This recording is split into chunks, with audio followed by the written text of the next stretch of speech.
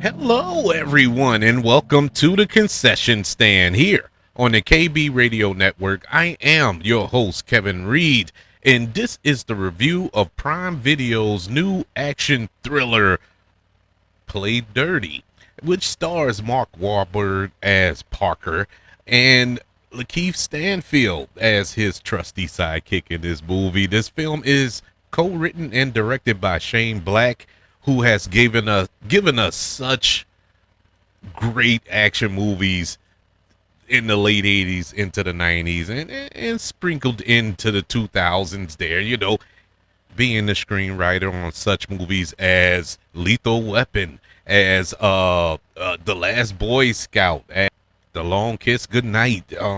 He turned into a very competent director late in the, well, not late in the 90s, but I think it was more early 2000s with Kiss Kiss Bang Bang, which is one of my favorite movies, just underrated gems in my eyes. Kiss Kiss Bang Bang. Also, Iron Man 3.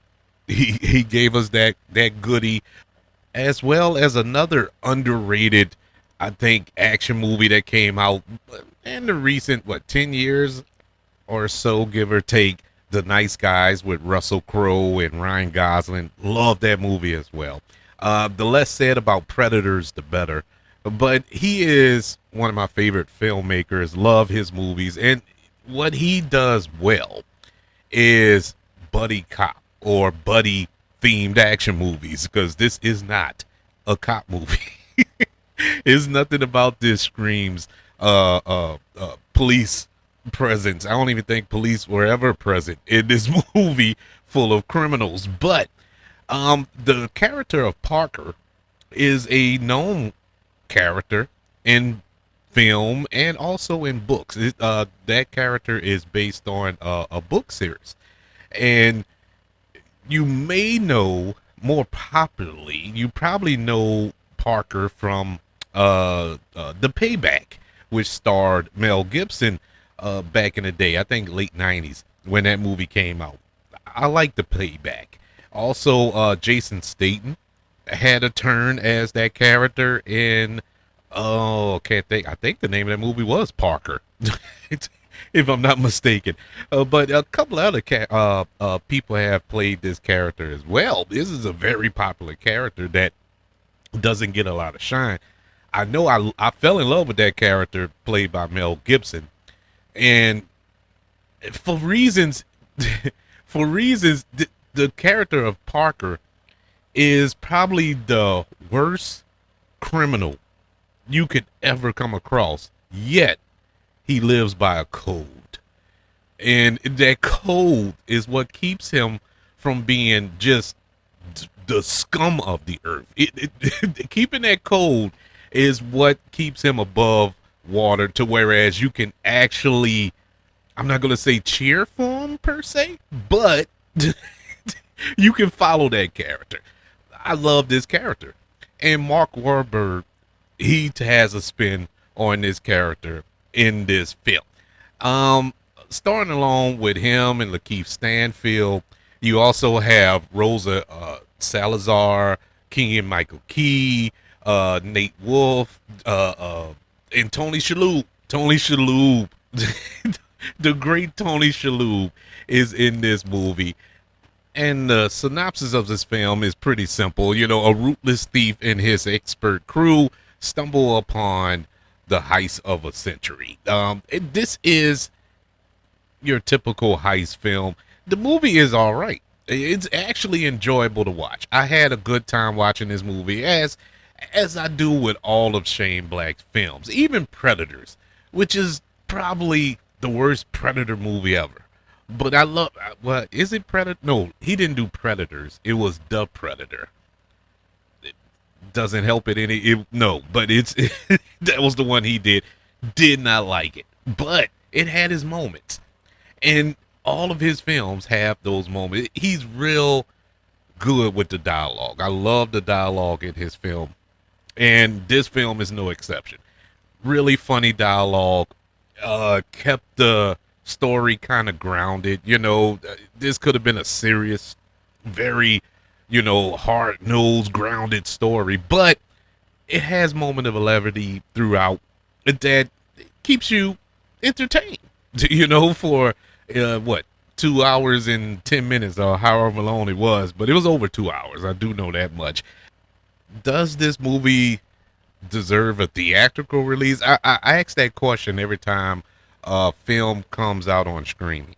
I'm like, okay, it's on streaming, especially when it has big stars, movie stars, that you have grown accustomed to watching on the big screen.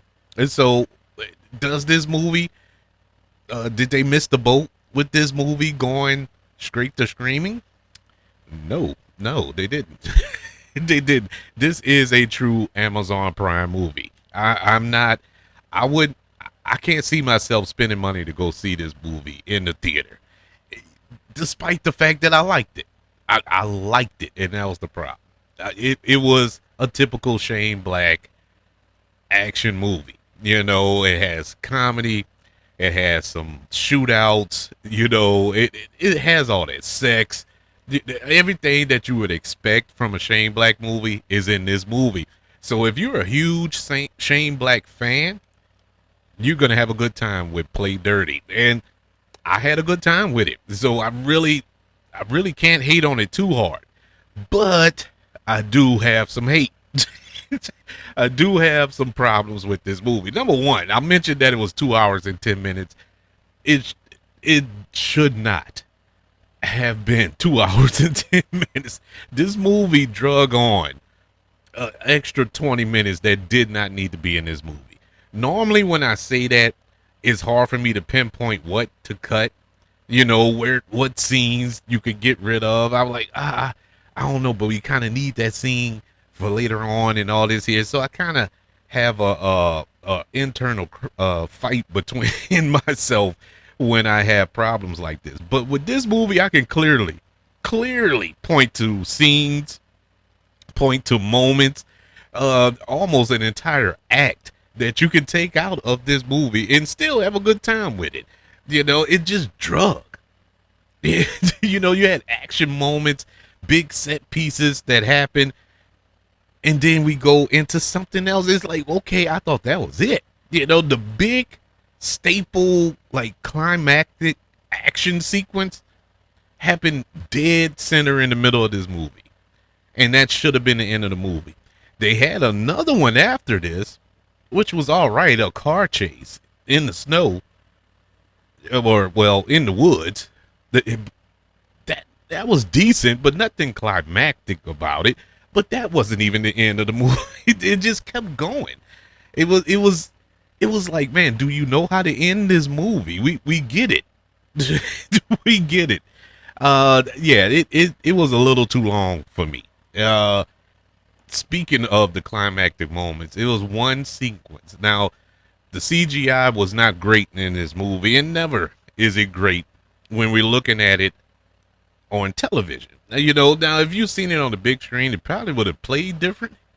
But when you watch it on TV, that 4K be popping, and it really shows them flaws. It showed the flaws here. It was bad.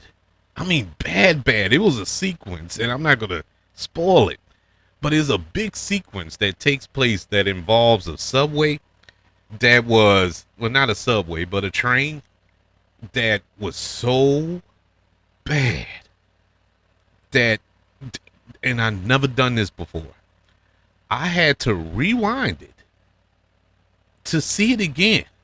Like, did I miss something? Did I see this right? Because it was so comically bad that I couldn't believe that they actually put it in the movie. How bad this action sequence was. The idea was fire, but the execution was ice cold.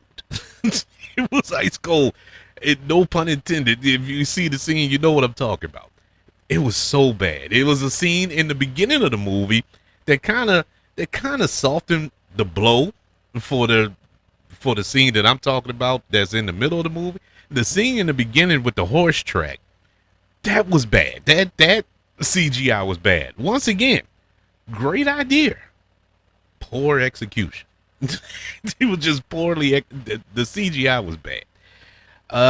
Another thing, and I like Mark Wahlberg. I just could not get into him as this character. Now, to be fair to him, as I mentioned earlier, I'm such a big fan of Mel Gibson. Him being Mel Gibson aside, but him as an actor, big fan of his. His portrayal of Parker in The Payback from some years back was so good as this character is hard. It's hard for anybody to step in those shoes. And Mark Wahlberg just did not get there. In comparisons, I couldn't help myself but compare because it's the same character. And so it's hard not to compare those two performances. It was kind of it was really night and day. And in the interest of fairness here, there's another aspect of the character that isn't his fault. This is more of a Shane Black problem here. The fact that they really made that character robotic. You know, nothing troubled him. At no point did I feel that Mark Wahlberg's character was in peril, that he was in threat of being murdered or killed or anything. Because the way they wrote him, he was basically Batman. He was like he had enough prep time to prepare for every scenario.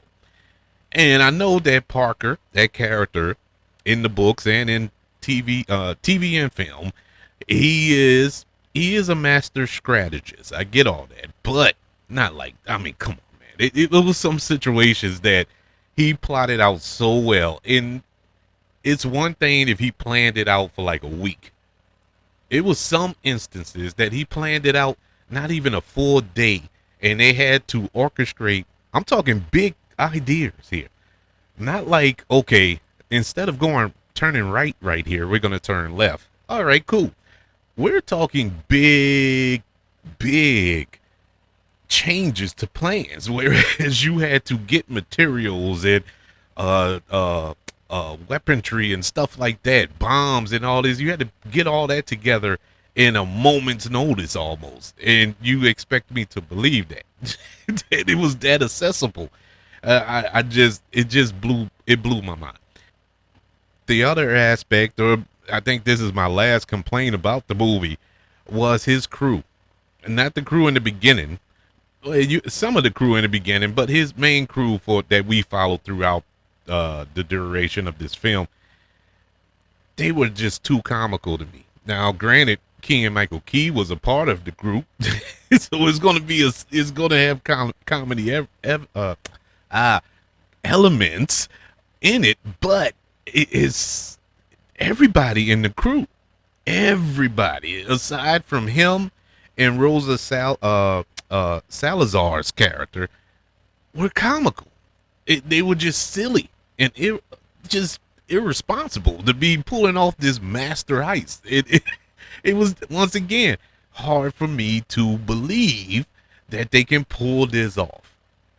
Now, this is me just, deep diving in it and looking at it from a certain lens.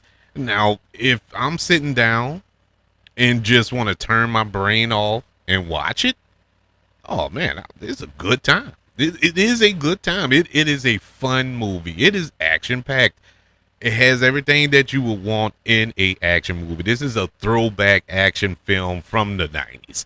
Had this movie came out in 1994, 95, oh, it would do gangbusters.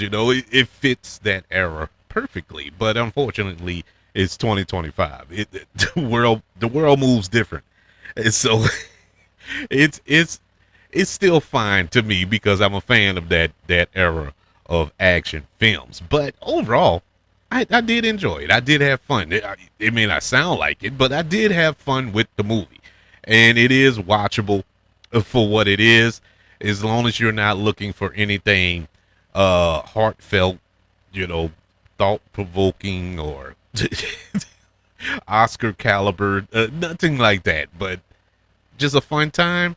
Play Dirty is for you. Play Dirty, which is currently on Prime Video, gets a letter grade of a C. Yeah, it's decent. It's decent. You know, the stuff that I'll complain about is really nitpicks. Picks. You know, it's nothing that I would say like, man, I'll never watch this again. I will watch it again. You know, I'll put it on in the background while I'm cooking or while I'm cleaning up or whatever I'm doing. You know, and glance over there to partake in the action and whatnot. But it's worth watching. I will tell you that. If you want to sit down and enjoy, you can check it out on Prime Video. But I would like to know, did you check out Play Dirty, and what did you think of Mark Wahlberg's portrayal of the character of Parker in this film? You can email the show, kbradiopodcast@gmail.com. You can also search for this show on all social media platforms. Just search for the KB Radio Network. Also, don't forget about YouTube. Subscribe to the KB Radio Network channel and like this video if you don't mind. Don't forget about the 5 stars, the reviews, and sharing this show if you're listening on Apple Podcasts, Spotify, iHeartRadio, wherever you are currently listening to the concession stand here on the KB Radio Network. Everybody, thank you for joining me for this review of Play Dirty. Want you all to know that I love you, continue to love everyone, and until we speak again, you all be blessed.